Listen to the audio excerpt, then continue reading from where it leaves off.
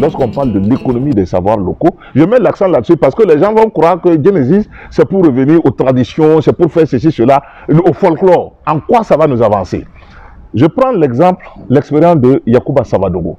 Il est le seul dans l'espace francophone ouest africain à avoir remporté un prix Nobel. Parce qu'il a développé une technique ancestrale pour arrêter le désert. Et pendant 40 ans, c'est cette technique qu'il a pratiquée. Et les universités du monde entier, notamment les grandes universités, envoient auprès de lui des étudiants pour savoir comment il a réussi à arrêter le désert.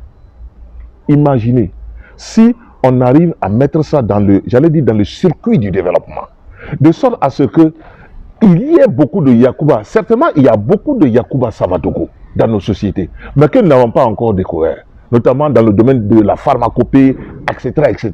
On dit que l'Inde et la Chine sont à la tête notamment de la pharmacopée mondiale parce que tout simplement, ce sont des techniques ancestrales qui ont été développées dans ces pays-là. Et chez nous, nous avons des praticiens. Pourquoi ne pas réfléchir, non seulement agréer, leur reconnaître, c'est pourquoi nous parlons des détenteurs des savoirs locaux, leur reconnaître en fait cette spécificité, cette singularité de développer des sciences, une science ou une technique de sorte à pouvoir exploiter les herbes, les racines, les feuilles pour pouvoir soigner les Burkinabés. Comme vous le savez, à 90% sur à 95%, les Burkinabés se soignent à la pharmacopée. Quand on vous tend une ordonnance de 10 000 francs ou de 20 000 francs, et parfois même beaucoup plus, où est-ce que vous allez avoir de l'argent pour ça? Le pousseur de charrette, le mécanicien de la rue, le boulanger de pain traditionnel, de pain artisanal, etc. Mais alors, cela veut dire que tout ce monde-là se soigne à la pharmacopée. Voilà.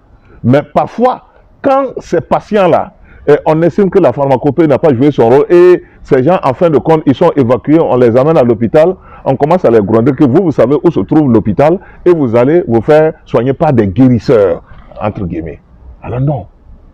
C'est-à-dire que les plantes qu'ils ont prélevées, les racines qu'ils ont prélevées, comment mettre ça dans le circuit de sorte à ce que ce soit effectivement quelque chose de bien dosé, de scientifiquement prouvé. En temps, ils disaient qu'ils avaient même le remède, non seulement contre le sida, mais aussi le coronavirus.